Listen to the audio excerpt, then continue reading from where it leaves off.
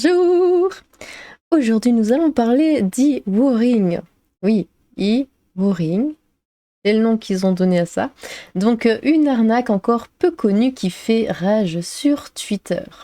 Alors, je suppose que vous avez déjà vu ce genre de compte parce qu'il y en a absolument partout qui commentent tout le temps, tout le temps, tout le temps sur les plus gros comptes Twitter, dans les commentaires. Ça pullule. Sur les réseaux sociaux, un phénomène de cybercriminalité met en lumière l'e-warring, une arnaque de la fausse prostitution en ligne, impliquant l'utilisation d'un faux compte par l'identité d'une personne non concernée.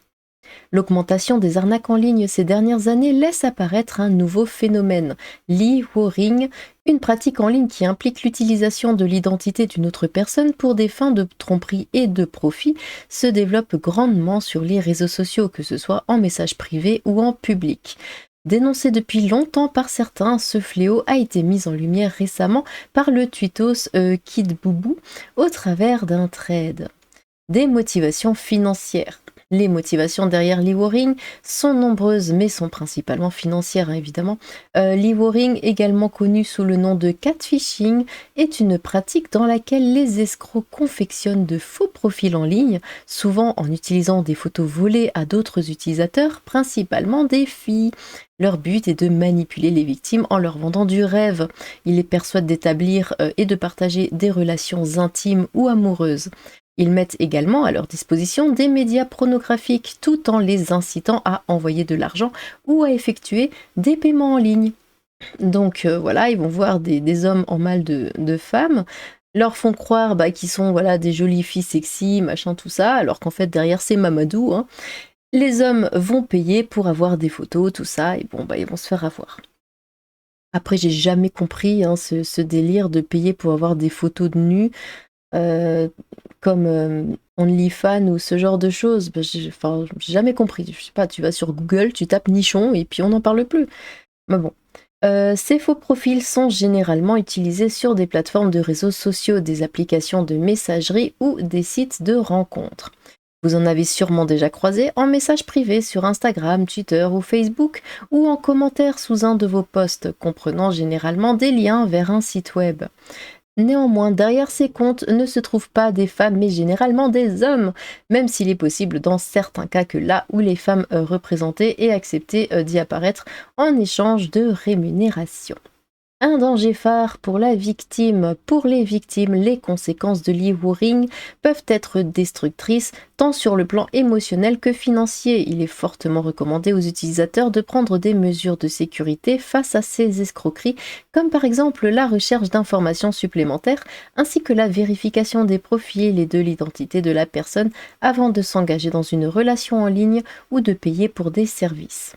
Les victimes de ces arnaques doivent immédiatement signaler les cas d'escroquerie aux réseaux concernés ainsi qu'aux autorités compétentes. En France, d'après l'article 313-1 du Code pénal, l'escroquerie est punie de 5 ans d'emprisonnement et de 375 000 € d'amende. Sauf que, généralement, on le sait très bien, ces personnes-là ne sont pas en France, elles sont en Afrique.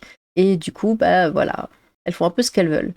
Pour cela, le gouvernement a développé un système d'identification qui propose un diagnostic ainsi qu'un accompagnement aux victimes par des conseillers personnalisés que vous pouvez retrouver sur le site de cybermalveillance du gouvernement.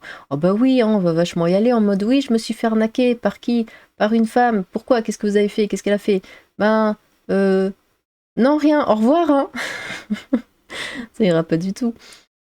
Pour signaler l'e-warring sur Internet, le ministère de l'Intérieur met à disposition la plateforme web Pharos qui permet le signalement des contenus illicites d'Internet.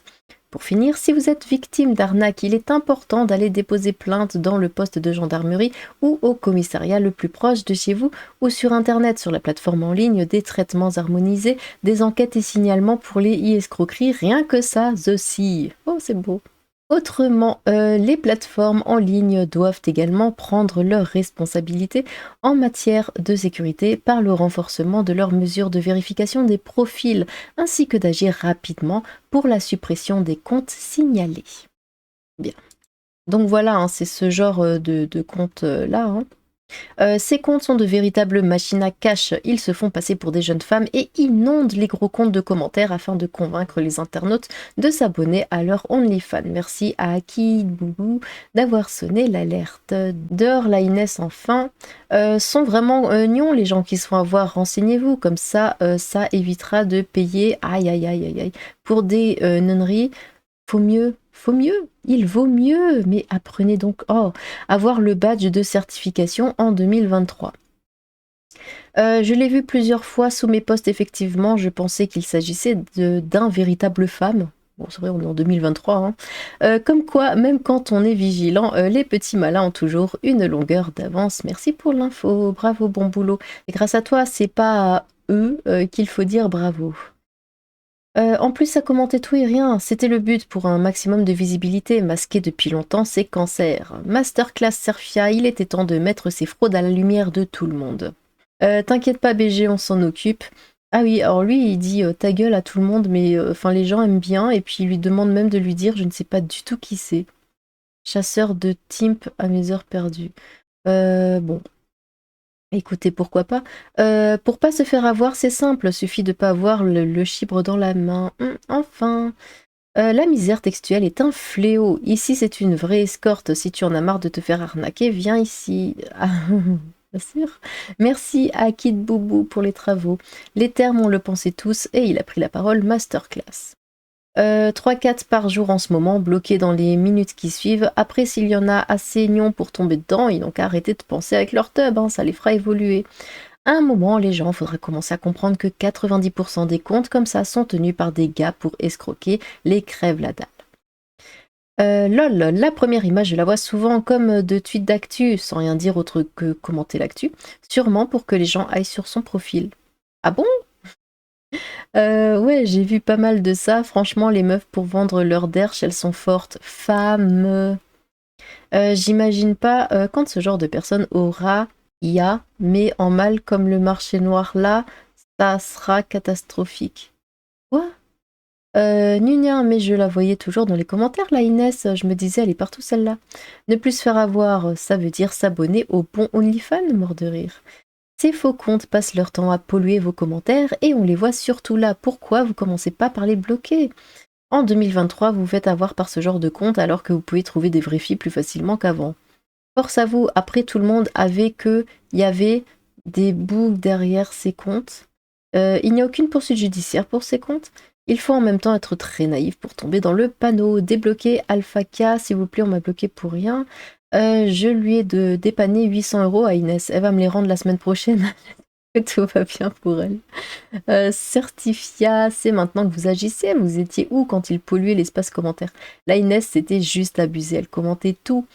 Après, frérot, faut pas avoir bac+3 pour comprendre que c'est des fakes. Hein. La pnute est tombée. Un petit dernier, bien beau l'article, maintenant que l'affaire éclate au grand jour. Par contre, vous en profitiez bien lorsque ces comptes spammés sous vos publications à longueur de journée, un peu culottés. Elle était partout, n'empêche. Bon. Eh bien, dites-moi ce que vous en pensez. Est-ce que l'un de vous est déjà tombé dans le panneau, s'est fait arnaquer par un de ces comptes ou autre, ou autre arnaque, hein, évidemment. N'hésitez pas à l'expliquer, à le raconter dans les commentaires. J'ai hâte de vous lire. Sur ce, tchou!